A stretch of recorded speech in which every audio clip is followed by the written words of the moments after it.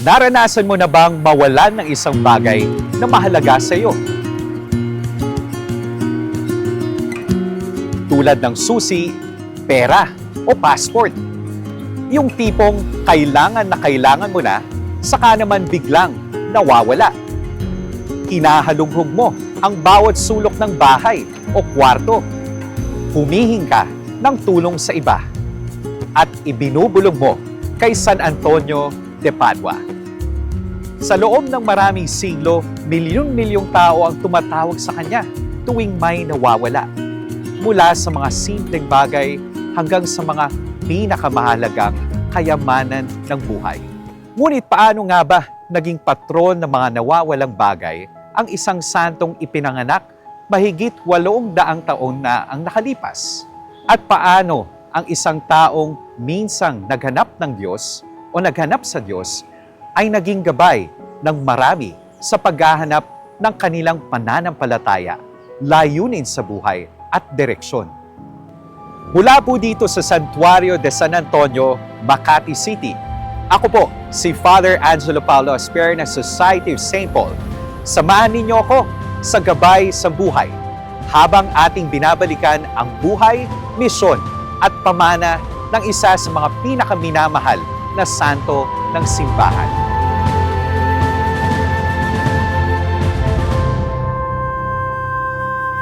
Sa loob ng mahigit 8 siglo, patuloy na nagbibigay inspirasyon si San Antonio de Padua sa milyon-milyong mananampalataya sa buong mundo. Kilala bilang patron ng mga nawawalang bagay, tagapagtanggol ng mga dukha at isa sa mga pinakadakilang mangangaral sa kasaysayan ng simbahan. Ang kanyang buhay ay isang kwento ng pananampalataya, pagpapakumbaba at ganap na pagsunod sa kalooban ng Diyos.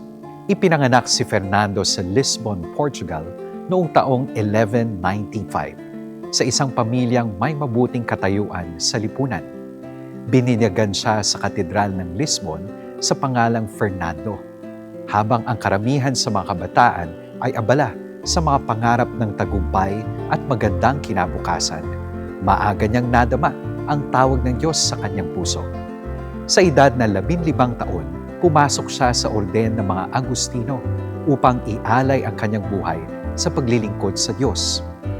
Upang makaiwas sa mga panggambala ng pamilya at mga kaibigan, lumipat siya sa monasteryo ng mga Agustino sa Coimbra. Doon niya ginugol ang mga taon sa masusing pag-aaral ng banal na kasulatan at teolohiya, habang hinuhubog ang kanyang isip at puso sa panalangin at katahimikan. Ngunit may isang pangyayaring lubos na nagpabago sa takbo ng kanyang buhay. Noong 1220, dinala sa Coimbra ang mga labi ng 5 misyonerong Pransiskano na pinatay sa Morocco dahil sa kanilang pananampalataya. Ang kanilang kabayanihan ay nag-iwan ng malalim na bakas sa kanyang puso. Sa unang pagkakataon, nakita niya ang mga taong handang ialay ang lahat, maging ang kanilang buhay, alang-alang kay Kristo. Mula noon, nag-alab sa kanyang puso ang pagnanais na maging misyonero at martir. Iniwan niya ang orden ng mga Agustino at sumapi sa orden ng mga Pransiskano. Bilang tanda ng kanyang bagong buhay, iniwan niya ang pangalang Fernando at pinili ang pangalang Antonio bilang parangal kay San Antonio Abad. Ang kanyang pangarap ay makarating sa Morocco upang ipangaral ang Ebanghelyo at kung loloobin ng Diyos, mag-alay ng buhay bilang martir. Ngunit iba ang plano ng Diyos. Pagdating niya sa Morocco, nagkasakit siya ng malubha at napilitang bumalik sa Europa. Habang naglalayag pabalik, sinalanta ng malakas na bagyo ang kanilang barko at itinaboy ito patungong Sicilia sa Italia. Ang kabiguang iyon ang naging simula ng mas dakilang misyon. Noong 1221, dumalo si Antonio sa isang malaking pagtitipon ng mga Pransiskano sa Assisi, kung saan nakita niya mismo si San Francisco de Assis. Gayunman, nanatili siyang halos hindi napapansin. Namuhay siya ng tahimik sa isang maliit na kumbento, gumagawa ng mga karaniwang gawain at inilalaan ang kanyang oras sa panalangin at pagninilay. Sa isang ordinasyon ng mga pari, walang nakahandang mga ngaral. Inatasan si Antonio na magsalita. Nang magsimula siyang mangaral, namangha ang lahat sa lalim ng kanyang kaalaman sa banal na kasulatan at sa kapangyarihan ng kanyang mga salita. Sa sandaling iyon, natuklasan ng simbahan ang isang pambihirang mangangaral. Mula noon, mabilis siyang nakilala bilang isa sa mga pinakadakilang tagapagpahayag ng Ebanghelyo sa kanyang panahon. Napansin ni San Francisco ang kanyang pambihirang kakayahan at hinirang siyang guro ng teolohiya para sa mga Pransiskano. Naglakbay siya sa iba't ibang bayan at lungsod sa Italia at Pransya. Ipinahayag ang salita ng Diyos sa mga simbahan, lansangan at mga liwasan. Libo-libong tao ang nakinig sa kanya. Hindi lamang dahil sa kanyang karunungan, kundi dahil sa kapangyarihan na kanyang patotoo at sa katapatan ng kanyang buhay. Hindi lamang niya ipinangaral ang katotohanan, isinabuhay niya ito. Ipinagtanggol niya ang mga dukha, tinuligsa ang katiwalian, at inakay ang mga makasalanan patungo sa Diyos.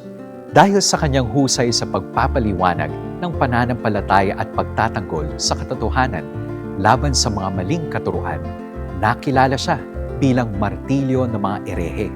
Marami ang bumalik sa simbahan at muling yumakap sa pananampalataya dahil sa kanyang mga pangangaral. Kasabay nito, nagsimulang lumaganap ang kanyang katanyagan bilang tagapamagitan sa paghahanap ng mga nawawalang bagay. Ayon sa isang sinaunang salaysay, isang baguhang Pransiskano ang umalis sa kumbento at tinangay ang aklat ng mga salmo na ginagamit ni San Antonio sa kanyang pangangaral at panalangin. Nanalangin si San Antonio para sa pagbabalik ng nawawalang aklat. Hindi nagtagal, nagsisi ang baguhan, bumalik sa orden at isinauli ang aklat.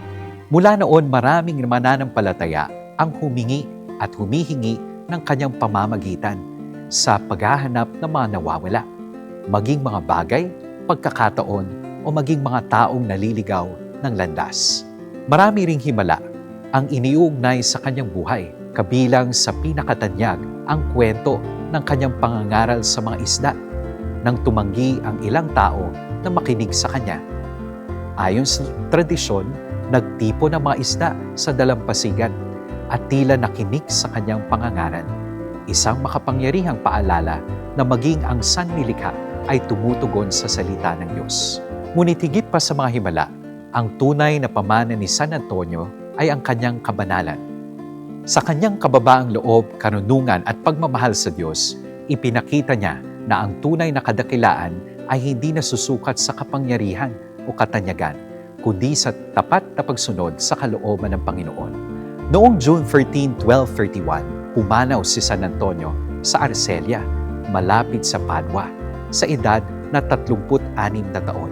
Sa loob lamang ng isang taon, matapos ang kanyang kamatayan, ipinahayag siyang santo ni Pope Gregory IX, isa sa pinakamabilis na kanonisasyon sa kasaysayan ng simbahan.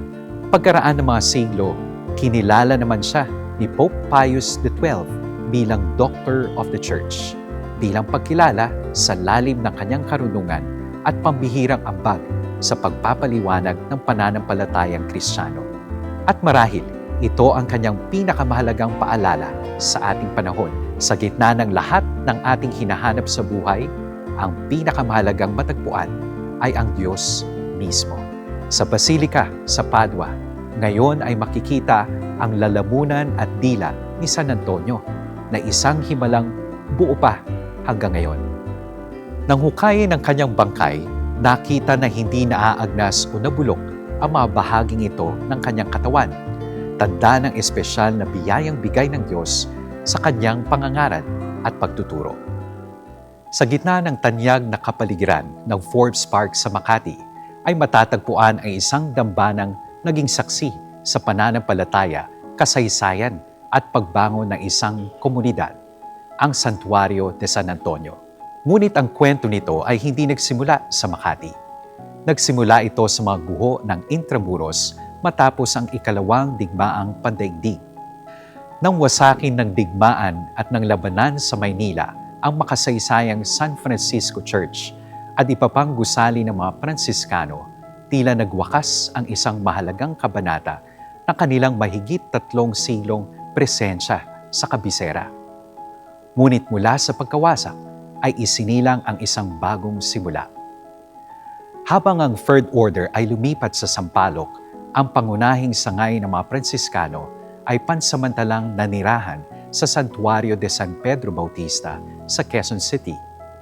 Doon nila ipinagpatuloy ang kanilang misyon habang naghahanap ng bagong tahanan para sa kanilang pamayanan at para sa isang dambanang iaalay kay San Antonio de Padua. Dumating ang pagkakataong ito kasabay ng pag-unlad ng Makati bilang isang bagong sentro ng pamayanan. Noong July 1951, nagkaloob ang Ayala Corporation ng humigit kumulang 2 ektaryang lupain sa Forbes Park para sa pagtatayo ng isang bagong simbahan ng mga Pransiskano, isang dambanang magsisilbing espiritual na tagapagmana ng makasaysayang San Francisco Church sa Intramuros. Noong August 31, 1951, formal na inilatag ang unang bato ng simbahan sa pangunguna ni Father Gabino Gallego, OFM, at Don Andres Soriano y Rojas. Katuwang nila sina Father Eusebio Garcia del Alamo, OFM, at Father Jose Martinez, OFM. Kasama sina Don Jacobo Zobel y Rojas, Don Eduardo Rojas Gorgolio, Don Leopoldo Melian y Zobel, at iba pang benefactors. Gayon din ang iba pang mga miyembro ng orden ng mga Pransiskano. Sa araw na iyon, hindi lamang pundasyon ng isang gusali ang inilatag. Isang bagong yugto sa kasaysayan ng mga Pransiskano sa Pilipinas ang nagsimulang mabuo. Makalipas ang mahigit 2 taon, natapos at binasbasan ang simbahan noong December 8, 1953. Naitayo ito sa estilong Californian Mission, isang arkitekturang hango sa mga sinaunang misyonerong simbahan ng California sa United States, na kilala sa payak ngunit maringal na kagandahan. Ang disenyo nito ay sumasalamin sa espiritualidad ng mga Pransiskano, kababaang loob, kasimplihan, at malalim na pagtitiwala sa Diyos. Pinangalanan itong Santuario de San Antonio bilang pagpupugay kay San Antonio de Padua at bilang pagpapatuloy ng pamana ng dating San Francisco Church. Bilang buhay na ugnayan sa nakaraan, inilipat sa santuario ang mahigit 100 taong gulang na rebulto ni San Antonio na dating nakatayo sa patio ng lumang San Francisco Church sa Intramuros. Hanggang ngayon, matatagpuan ito sa gitnang liwasan sa pagitan ng simbahan at ng multipurpose hall bilang tahimik na saksi sa mayamang kasaysayan ng mga Pransiskano sa Pilipinas. Ngunit isa pang natatanging kayamanan ang matatagpuan sa loob ng santuario. Sa magkabilang panig ng entrada ay makikita ang 2 monumental na pintura ng pambansang alagad ng sining na si Fernando Amorsolo.